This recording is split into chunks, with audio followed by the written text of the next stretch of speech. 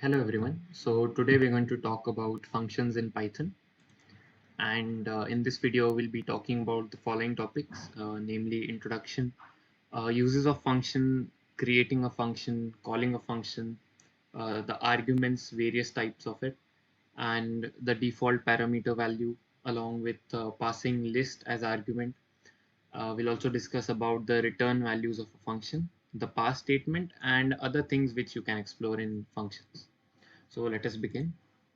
So a function is a block of code which only runs when it is called, and we can pass data known as parameters into a function, and with that we can perform certain calculations, etc., or certain functionalities. So a function can also return data as a result. So that was the basic intro.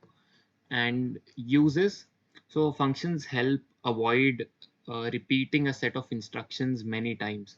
So let's say if you want to perform a certain function and you will have to perform it multiple times, so you can just write one function and then call that function how many ever times you want. So this will help you to avoid repeating this same set of code.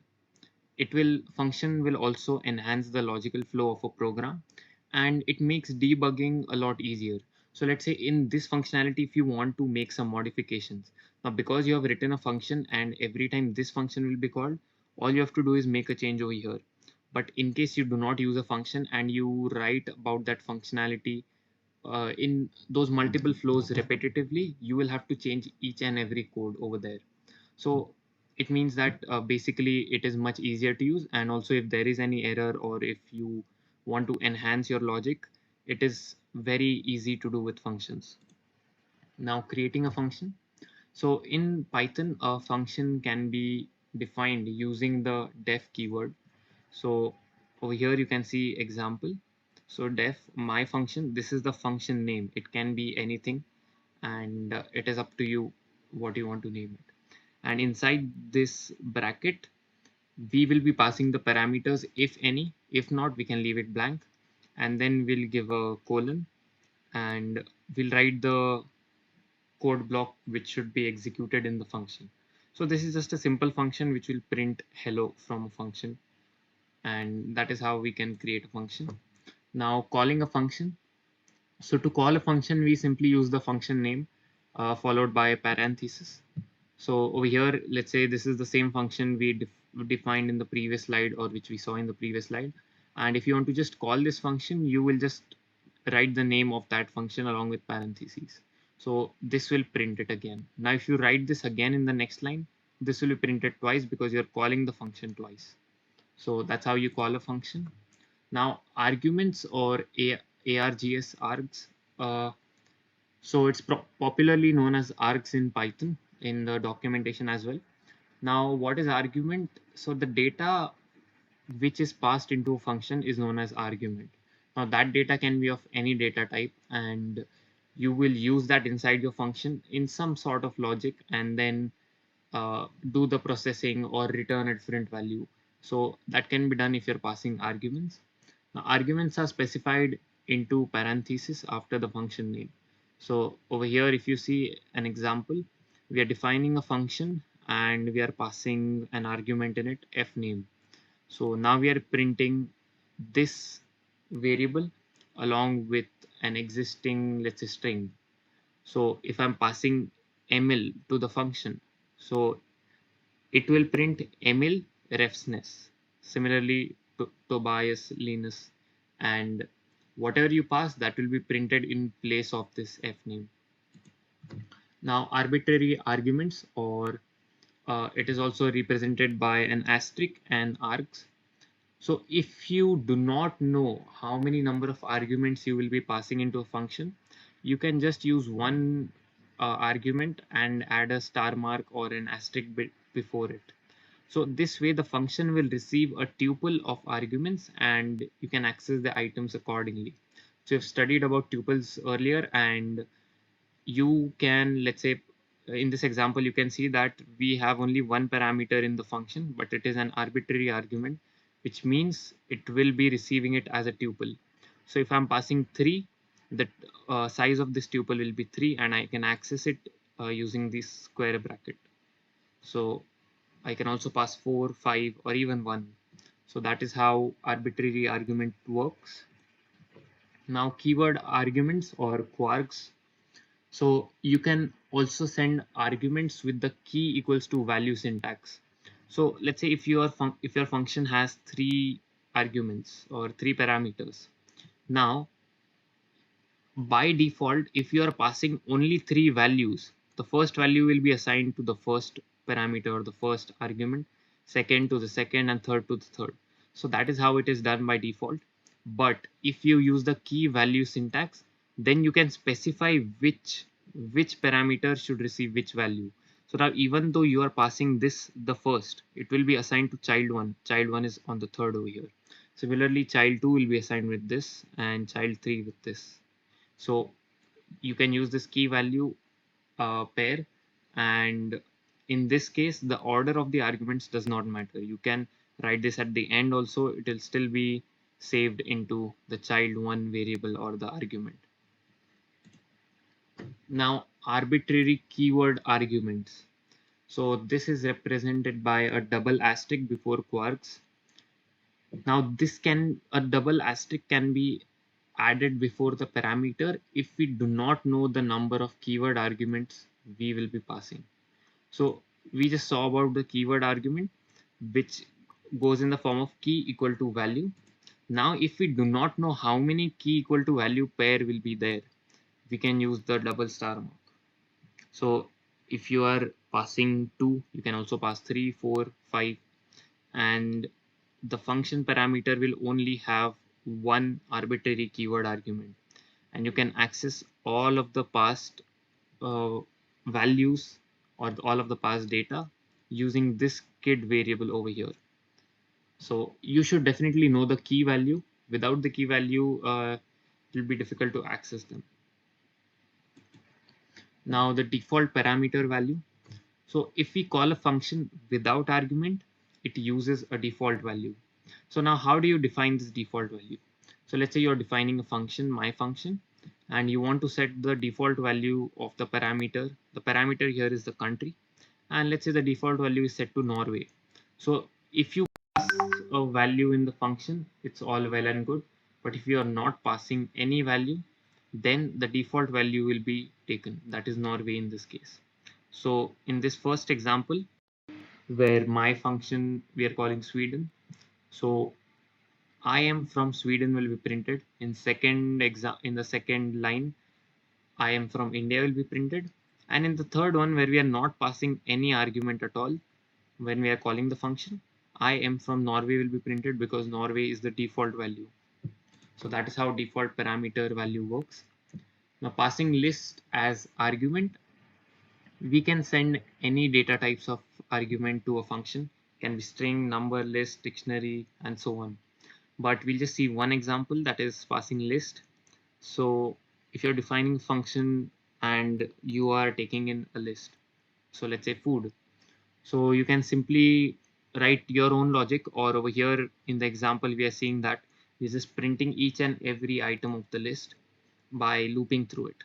So if I pass this list, it will print me all the 3 items of this list. So that is how you pass list as an argument. Now the return values.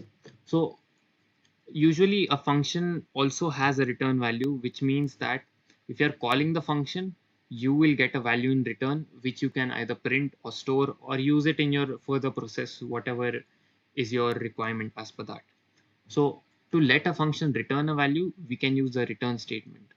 So over here, if you have defined a function, now this function is pretty simple. It will take a variable or a parameter, it will multiply it by 5 and return that value. So now the print statement, if you write outside, this is outside the function, all these 3 lines. So you can see based on the indentation, we can understand that this line has spaces before it. It's a part of the function. This does not have any indentation. So we had discussed about the indentation in Python previously in this video series. You can refer that as well. Now, if you do print my function 3, so this will print 15 because 5 into 3 is 15. Similarly, the second one will print 25 and third one will print 45. because our function is simply returning the parameter and multiplying it by 5 before return. So that is how you can use return values in a function. Now the pass statement. So the pass statement, we have already seen it before, and it is the same use over here as well. So function definitions cannot be empty, but if for some reason we have a function with no content which is supposed to be empty, we can simply use a pass statement to avoid getting an error. So if you do not use this pass statement, you will get an error. Now things to explore. So we are done with the basics of function, but there are some more things which I have not included in this video because they are a bit of on the higher level, and all the basics have been covered over here. But if you're further more interested into functions and the specifics of it, you can also explore these topics. Positional only arguments, then we also have keyword only arguments, then there's a combine of these two, which is positional only and keyword only. And then there is recursion. So recursion is when a function calls itself from inside the function. So that is what recursion is, but you can definitely go out and explore it by yourself, and you can search about it. You'll find various documentations and various websites with information about all these. So we will first now see all of this in the form of code. So let us see the code, and we'll continue in the same Google Colab file. So first, let's see how to create a function.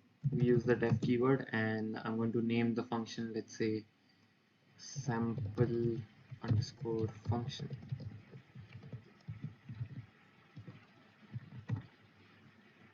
And now I can just write print this is a sample function. So I can run this, and the function is declared over here. Now we can just call the function, let's say sample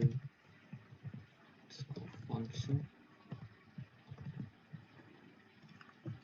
So calling this function will print it. Now you can call this function anywhere in the code, and it will print this line whatever is mentioned inside this function. So that is how you create and call a function. Now let us see how we can pass arguments. So let's say I want to take in a number. Let's take a variable x.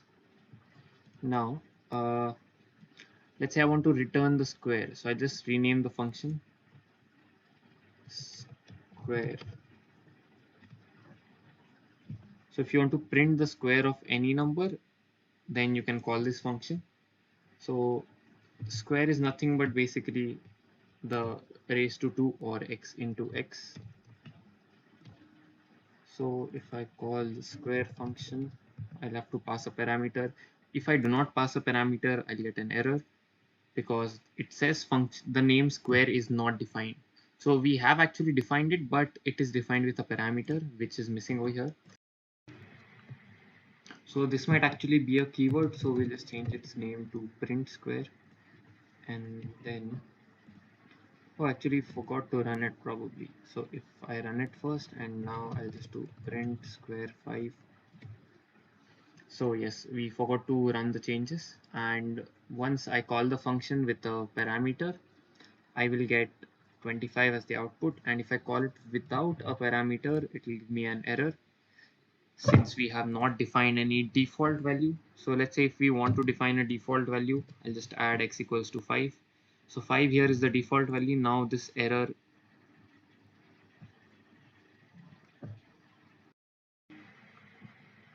yes, so we first have to run this again, right? So now if you see, the error is not there anymore because now we have defined a default value. So if we are not passing any value from here, it will use this default value as 5. So if I want to pass 7, it will print 49 for me. So that is how you pass an argument on, also set a default argument in function. Now we can see how arbitrary argument is used. So let's take a new function, sample, and let's say star let's say x, or let's take y. Now in this, let's say for I in y, print I. So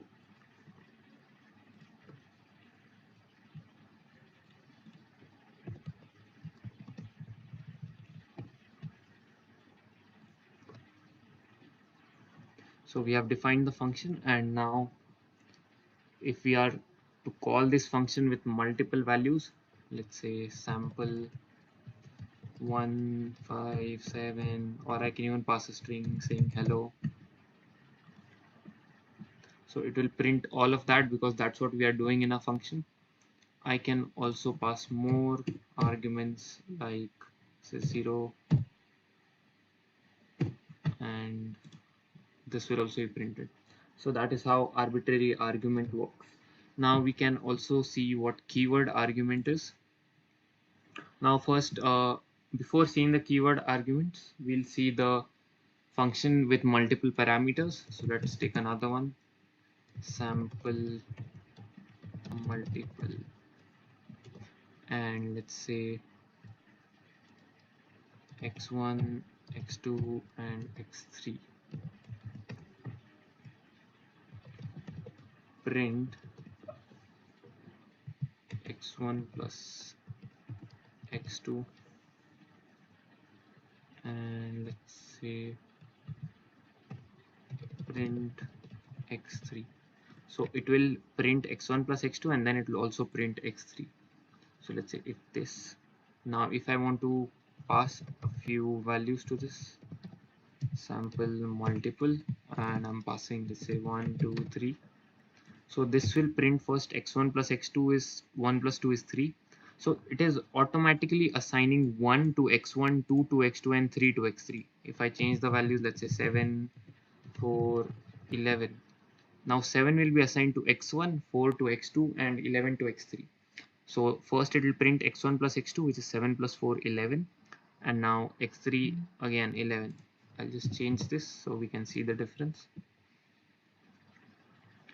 Now if, okay, I can also pass a string over here.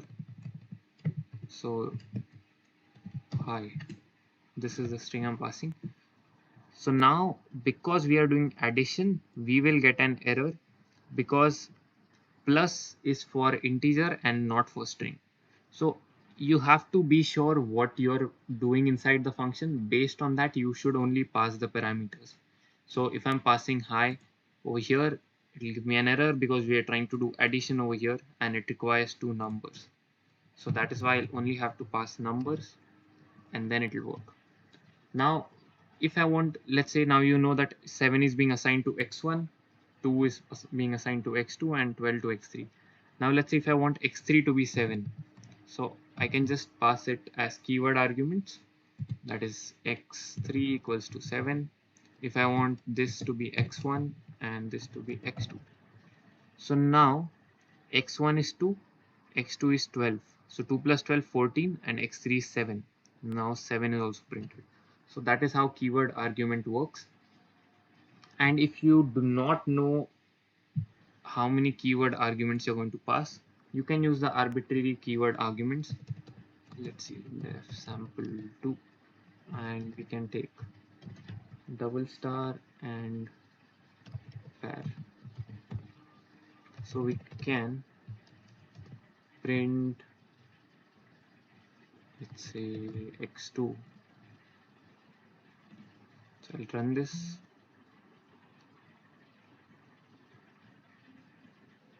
Actually this should be var of 2.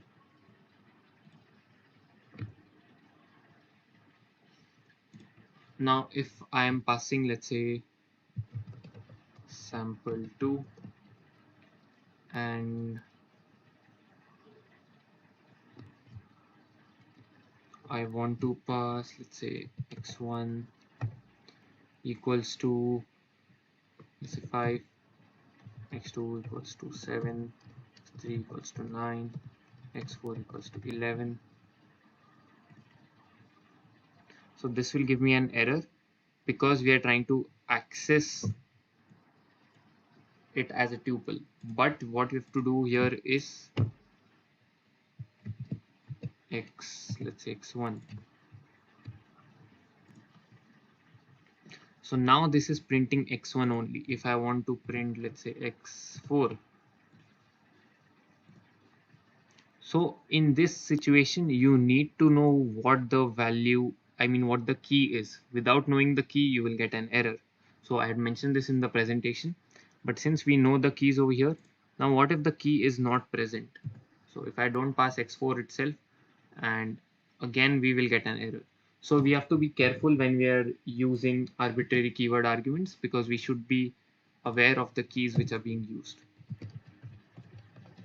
Let's say x4 equals to 7. Now it should print 7. So that is how arbitrary keyword argument works. Now the default parameter value we have already seen, and we can also see how to pass a list as an argument. So let's say def my function, and we will just take a normal variable, let's say var1. Now for x in var1 we want to print, let's say list item, and then we'll print x. So if I call this with a list, let's say I want to call this function, first I'll define a list, let's say fruits equals to, and apple, banana, mango. And if I want to call the function, I'll simply do my function and I'll pass the list.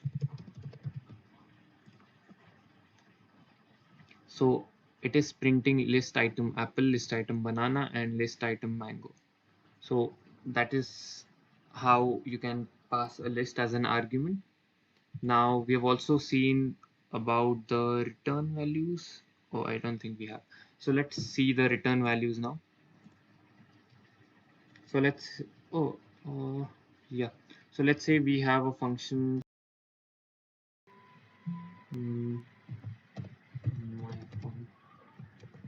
and it will take a argument x, and we want to return, let's say, the table of that function. So let's say for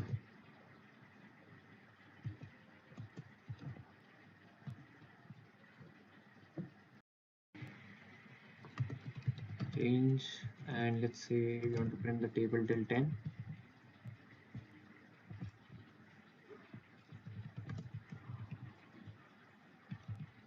Now we can print, let's say, x, and then let's say into, or let's take the asterisk sign, I, and then we have equal to, and then we'll put x into I. Now if I want to call this function, okay, this is not returning it actually. We will first print this, and then let's say we want to also return the square of it, x into x. Now let's say var j equals to my underscore func, and let's pass say 6, and then we'll also print j. So first, if you see in the function, we are printing the table of 6. 6 into 0 is 6, 6 into 1 is 6, sorry, 6 into 0 is 0, 6 into 1 is 6, 12, 18, 24, 30, 36, and so far. So it prints till 9. If we make this range as 11, it will print till 10. So it's printing none because we forgot to run this function after editing it again. And let's run this function and call it again. So now if you see, we are getting 36. So first it is printing the table, that is what the function is doing, and then it is returning the square of the number which we are passing. Now you can do whatever you want with this return value, but we are just simply printing it so that we just understand how it works. So that is how you can use the return values. Now there's a pass statement as well. So let's define another function, let's say f1, and if I write pass, it should work fine. So if I want to call the function f1, I'll simply call it. So nothing will happen because the function does nothing, it just has a pass statement, so it doesn't throw an error. But if we have an empty function without the pass statement, you will get an error because it will say incomplete input. So you need the pass statement to define an empty function, and that is how the pass statement works. So that is all from this video, and like I said, there are further things about functions which you can explore. One of them is mainly recursion, so it is very helpful later on as well. And there are also other things like positional only arguments, keyword only arguments, and the combination of those. So you can explore them by yourselves. And that's it from this video, so thank you for watching.